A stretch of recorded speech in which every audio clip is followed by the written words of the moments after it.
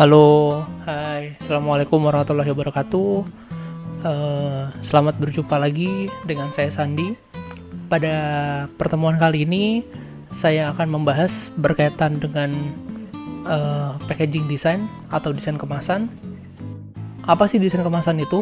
Desain kemasan adalah bisnis kreatif yang mengkaitkan bentuk, struktur, material, warna, citra, tipografi, dan elemen desain dengan informasi produk agar produk dapat dipasarkan.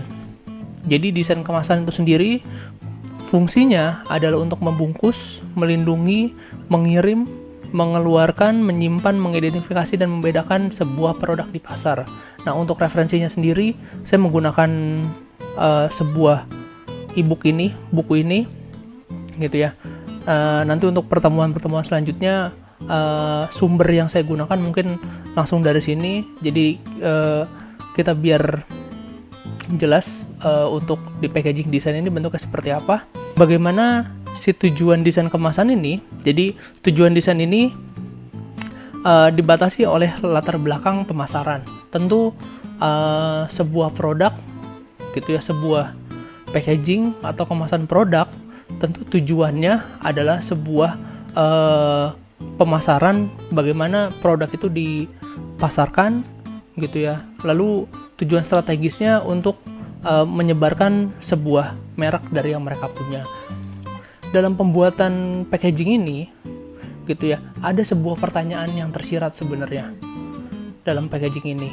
Jadi tidak hanya si desainer ini tidak hanya membuat sebuah packaging itu aja, tapi dia juga melihat siapa sih konsumennya, di lingkungan mana produknya akan bersaing gitu ya. Terus pada harga berapa produk ini akan dijual, lalu berapa biaya produksinya, berapa lama waktu untuk membuat sebuah desain ini sampai dipasarkan, lalu bagaimana metode yang direncanakan.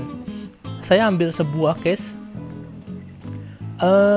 mungkin di saat hari Valentine gitu ya, banyak cowok-cowok yang coba membelikan sebuah coklat gitu ya. Dia datang ke sebuah minimarket, lalu lihat di bagian penjualan coklat ini dari atas sampai bawah begitu banyak produk-produk dari coklat itu sendiri. Tapi sekarang kita lihat, apakah packagingnya ini menentukan harga dari produknya itu berapa, target marketnya siapa, apakah rasanya seperti apa gitu ya. Jadi kalau misalnya kita lihat mungkin semakin susunannya semakin ke bawah, kalau kita lihat bentuk packagingnya ini semakin aneh-aneh gitu ya. Bukannya semakin aneh-aneh, warna yang digunakan semakin banyak, semakin mencolok gitu ya. Harganya mungkin kalau misalnya kita cek akan lebih mahal gitu ya untuk sebuah desain packaging yang simple gitu ya. Terus untuk konsumennya juga langsung tertuju, oke ini coklatnya isinya apa, coklatnya isinya kacangnya kacang apa. Nah, langsung tertuju langsung dalam sebuah packaging di sini. Jadi kalau saya ambil salah satu contoh kasus, ya ini dia, bagaimana si konsumen ini bisa memilih kira-kira coklat apa yang dia mau berikan untuk kekasihnya ini gitu. Yang pertama ada die line. Jadi kita langsung masuk nih ya. Dirancang untuk menjadi template yang diperlukan untuk membuat tata letak yang diperlukan. Jadi sebelum kamu buat sebuah desain gitu ya, pasti ada struktur 3 dimensinya gitu ya. Ada struktur 3 dimensi dan ada struktur 2 dimensinya atau die line. Nah, die line ini sebagai basically desain yang akan kamu buat gitu. Jadi kamu buat dulu die line-nya, ini potongannya nih ya, yang garis warna hitam ini gitu, ini batas desainnya. Nah, kamu buat dulu struktur ininya, lalu kamu buat dalam satu layer ini, lalu kamu bikin layer 2 ada di atasnya, kamu masukkan desain, bentuknya seperti itu. Oke, itu yang pertama ada die line. Lalu di sini yang kedua ada bleed. Nah, bleed ini bagian yang merah ini, garis yang di luar tepi digunakan untuk memastikan bahwa desain kamu ini tidak meninggalkan atau meluas ke tepi halaman setelah memotong. Maksudnya seperti apa? Terkadang kalau sedang praktik di packaging ini, bagian potong-potong ini, karena tidak terbiasa menggunakan cutter gitu ya, tidak biasa menggunakan cutter, ada saat kita motong shaft line-nya ini atau trimnya ini akan menyisakan sebuah garis putih gitu, karena ada bagian yang tidak kamu buat bleed. Jadi fungsinya bleed ini nanti sewaktu-waktunya kamu salah gitu ya, nah ini akan menjadikan sebuah sebenarnya tambahan desain gitu ya, untuk bagian yang aman gitu, jadi tidak langsung ketemu bagian yang bidang putihnya. Oke, lalu ada trim line atau garis potong dari batas desain kemasan. Sebenarnya yang kamu potong adalah di bagian yang biru ini gitu ya, di bagian yang biru ini bagian yang kamu potong tuh. Oke, nanti kalaupun kelewat dari bagian yang biru ini, kamu masih aman karena kamu masih punya bleed tuh. Lalu yang selanjutnya ada shaft line. Nah, kalau untuk mengerjakan sebuah poster, lalu brosur dan lain sebagainya, kita kan biasa menggunakan sebuah margin gitu ya. Nah, sama dalam sebuah packaging juga gitu. Bagaimana kamu nih harus tentuin sebuah shaft line-nya dari desain kamu untuk apa? Untuk menaruh posisi ini ya, nih seperti ini, posisi si teksnya ini agar tidak terlalu mepet kepada garis potong. Nah, tadi syukur-syukur kalau misalnya kamu motongnya keluar, kalau kamu motongnya ke dalam, nah ini akan jadi masalah.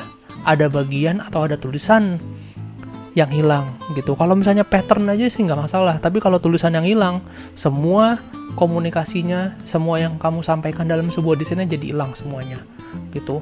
Dan kalau salah motong di bagian yang trimnya ini juga akan masalahnya, mungkin packaging yang kamu akan molding ke dalam bentuk 3D itu tidak akan kebentuk.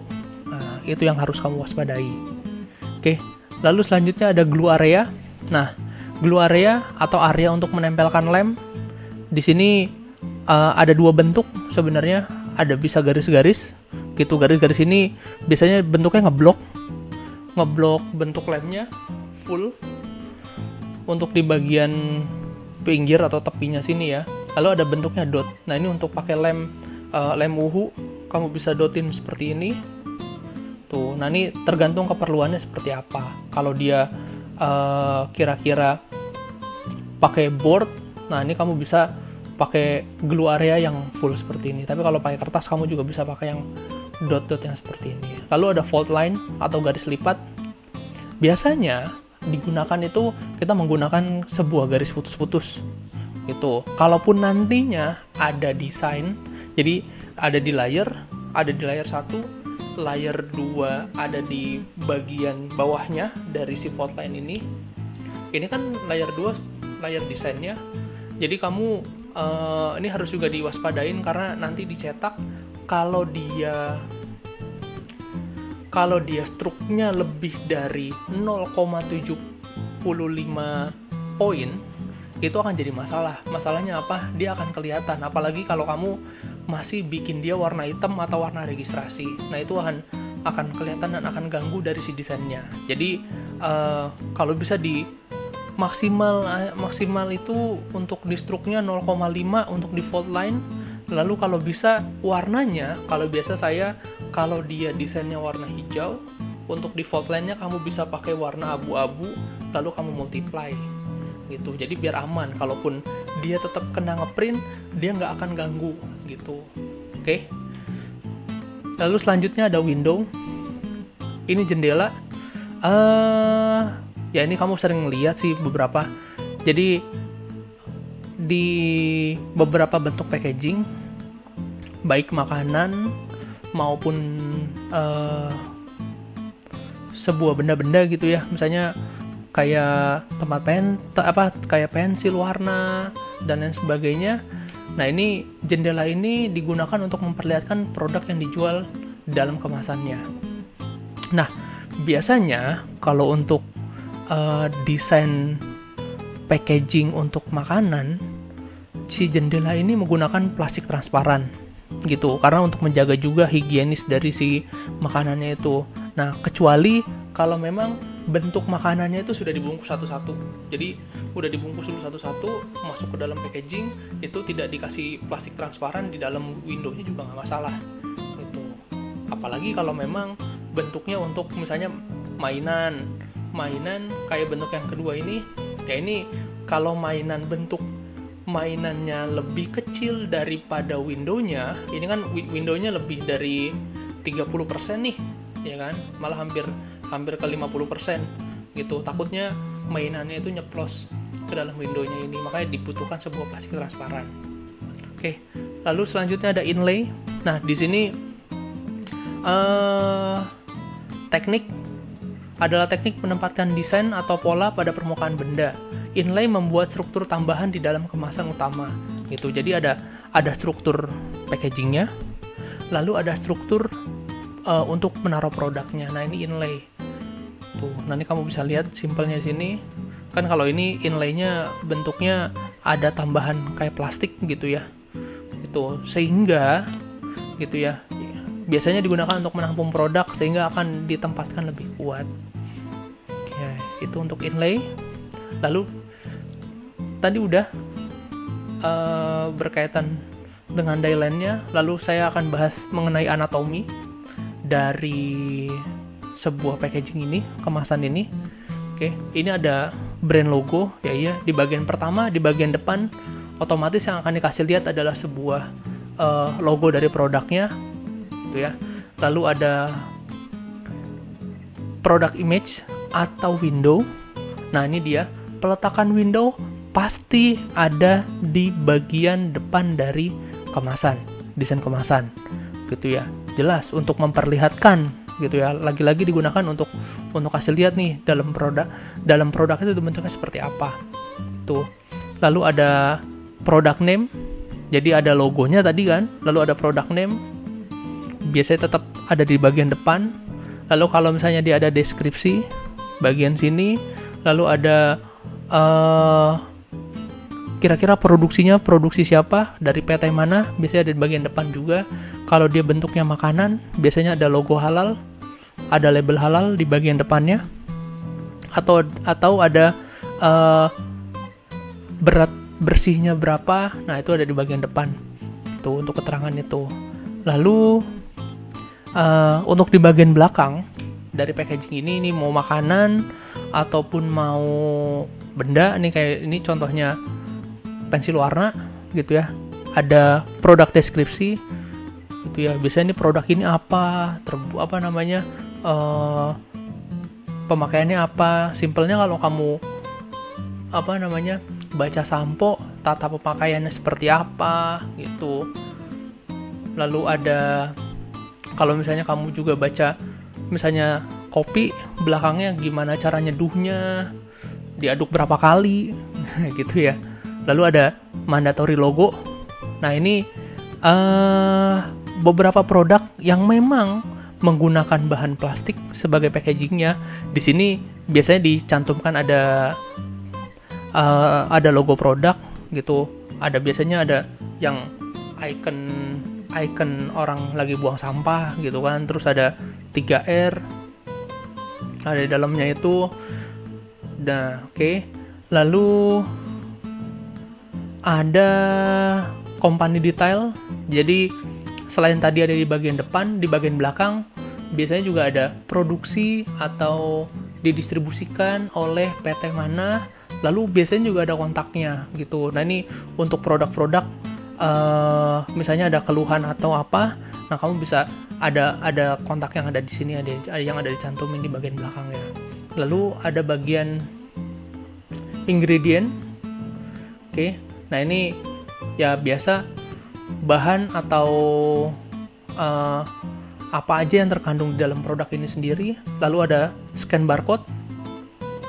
Nah, ada scan barcode. Ingat untuk penggunaan barcode Setahu saya itu untuk lebar, untuk lebarnya tidak boleh kurang dari 3,5 cm. Jadi dia ada punya ketentuannya sendiri gitu untuk barcode ya, kecuali QR code. Kalau QR code kayaknya nggak ada masalah deh, dia maupun kecil asal masih titik-titiknya tuh kelihatan tuh nggak ada masalah. Tapi kalau barcode ada ketentuannya, dan juga ketentuannya barcode itu si barnya ini harus bagian yang gelap gitu ya kan, bisa kamu pakai hitam, pokoknya gelap di bawahnya atau backgroundnya tuh putih itu bentuknya, jadi biar di scan dia kelihatan. Oke, kita masuk ke tugas. Nah, mungkin kalau tadi dari penjelasan saya dari awal, jika ada pertanyaan kamu boleh komen di bawah sini, atau kamu boleh ajukan juga pertanyaannya di classroom kita. Oke ya. Lalu saya akan masuk ke tugas, di bagian tugas. Saya meminta kamu untuk membuat sebuah dieline lengkap dengan menggunakan fault line, gitu ya, yang tadi sudah kita bahas. Oke, ada glue area, kamu bisa pakai bleed, pakai trim, dan mungkin kamu juga pakai window di dalamnya. Jadi kamu hanya buat dieline, kita belum masuk desain, gitu ya. Karena ada ketentuannya sendiri. Biasanya kalau untuk lomba itu dalam 4 jam lomba untuk buat packaging, 1 jam itu sampai 1 jam setengah siswa itu harus buat sebuah dieline dulu. Jadi mereka pastiin dulu dieline-nya kebentuk apa enggak dalam 3D-nya, baru mereka bisa masuk ke dalam desainnya gitu. Jadi kita akan fokus semuanya ke dieline. Oke. Dieline dibuat menggunakan software pengolah vektor. Biasa kita pakai Adobe Illustrator. Untuk ketentuan tugasnya ini, yang saya minta hanya sebuah file JPEG. Jadi ini bocorannya akan ada 2 contoh gambar, yang harus kamu buat dieline-nya. Jadi dalam 2 gambar itu kamu gabungkan seperti ini gitu ya. Kanan kirinya untuk dieline packaging 1 dan dieline packaging 2 gitu. Oke, terus untuk ukuran kertas saya minta hanya ukuran A4 atau A3 sampai A3 cukup. Jadi kamu bisa bagi ini. Jadi misalnya ini A4, bagian sini A5, bagian sini A5, atau ini A3, ini 1 A4, ini 1 A4. Lalu untuk pengumpulan tugas seperti biasa melalui Google Classroom. Batas pengumpulan tugasnya kamu bisa cek ada di Google Classroom gitu ya. Dan yang saya minta untuk mengumpulkan JPEG-nya ini, saya hanya minta JPEG low res tuh. Oke, jadi untuk contoh pengumpulannya seperti ini. Oke, dan ini dia bentuk desainnya. Nah, ini sebuah desain packaging yang harus kamu bongkar gitu ya. Walaupun ini bentuknya JPEG yang saya kasih, saya meminta kamu untuk kreatif membongkar, membuat menjadi sebuah dieline. Kalau kamu belum pasti dieline yang kamu buat itu beneran jadi seperti ini apa enggak, kamu boleh coret-coret dulu di kertas lembar gitu ya. Kamu coret-coret dulu pakai pensil, pakai penggarisan, kamu gunting, kamu lipet-lipet kebentuk apa enggak, baru kamu yakin buat dieline-nya. Atau yang memang di rumahnya ada printer, kamu bisa buat dieline-nya langsung di AI, kamu test print, kamu sambil gunting, lalu kamu pastikan gitu ya. Nah, tapi itu untuk yang di rumahnya punya printer. Yang nggak ada printer tidak usah dipaksakan tuh. Jadi cukup pakai kertas lembar aja, kamu coret-coret di situ, kamu potong di kertas lembar itu. Nah, kamu coba bikin bentuknya seperti ini.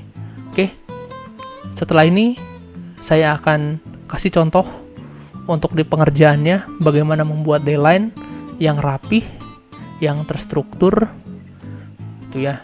Jadi ini juga oke, seperti biasa, new file. Oke, saya coba buat bentuknya A4 aja, ada di sini.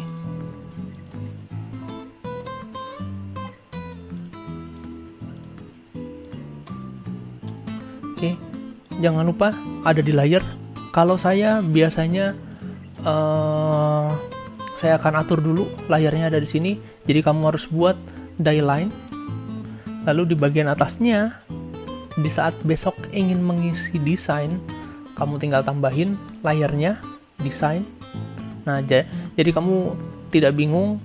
Jadi di saat kamu mau kerjain yang die line, kerjain aja yang ada di die line-nya. Ini saya matiin dulu untuk di desainnya, saya sambil kunci. Ini saya akan buat contoh kerangkanya dulu.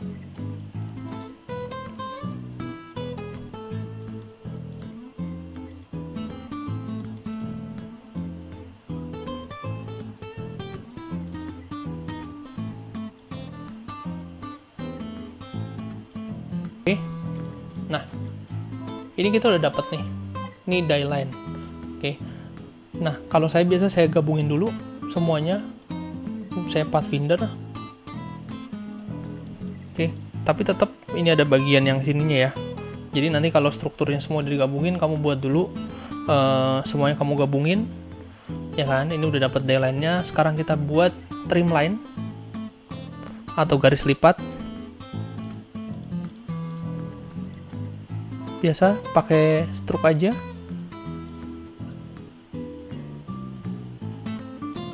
Nah,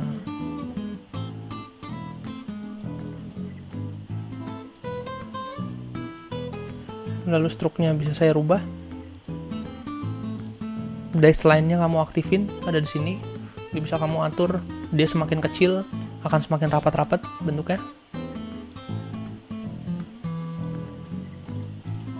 Ya. Oke. Die line,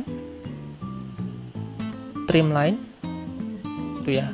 Die line atau fold line-nya ini ya, garis potong. Lalu kita buat glue area. Glue area ini tidak putus-putus. Dash line-nya saya matiin.